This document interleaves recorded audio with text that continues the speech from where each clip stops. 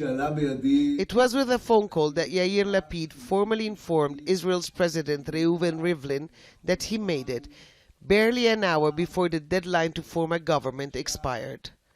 The negotiations were long and tough, but in the end, Lapid managed to cobble together the government for change. 8 parties, ranging from the left to the far right, with little in common except the desire to oust caretaker Prime Minister Benjamin Netanyahu and end 2 years of political instability, for now.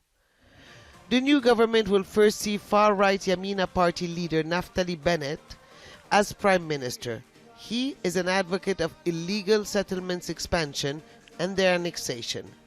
Though Yair Lapid is the one that told the president he had the mandate to form the coalition, is not going to be the prime minister for at least the next 2 years. It's Naftali Bennett, who leads a much smaller party, but became some sort of a kingsmaker, going to be the prime minister for the next 2 years. So in many ways, this is the kind of the axis in the middle, the heart of the government, and the relations between Yair Lapid and Bennett that saw in the past ups and downs are going to a large extent determine the stability of the government.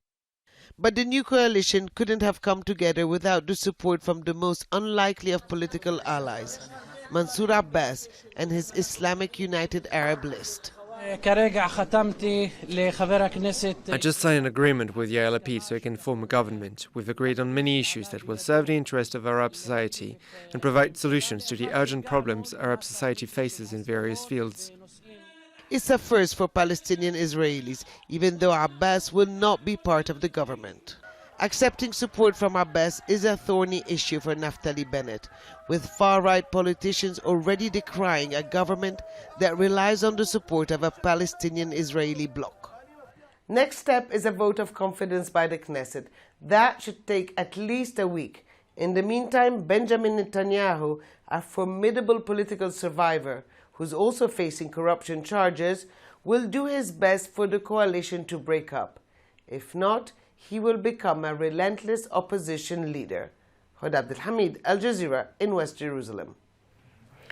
Dov Waxman is from the University of Southern California. He says it's extremely significant to have the United Arab List support. Not since the Rabin government of the early 1990s has an Israeli government depended upon the support of an Arab party, and in this case, not just an Arab party, but an Islamist Arab party. So I think it's a huge moment in Israeli politics in legitimizing the participation of Arab political parties in Israeli government, and therefore making the wider Arab community, Palestinian citizens of Israel, a legitimate player in Israeli politics. This is something that should have been done long ago, but I think it's one of the most significant accomplishments of this coalition. The political glue that holds it together is Netanyahu and their aversion to Netanyahu.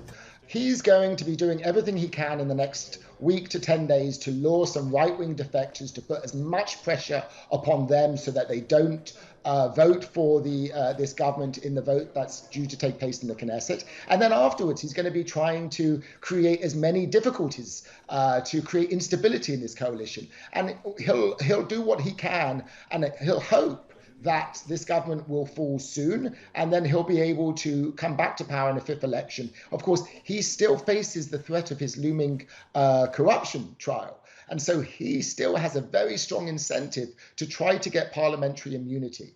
And that means trying to get back into the Prime Minister's office if he does end up having to leave next week.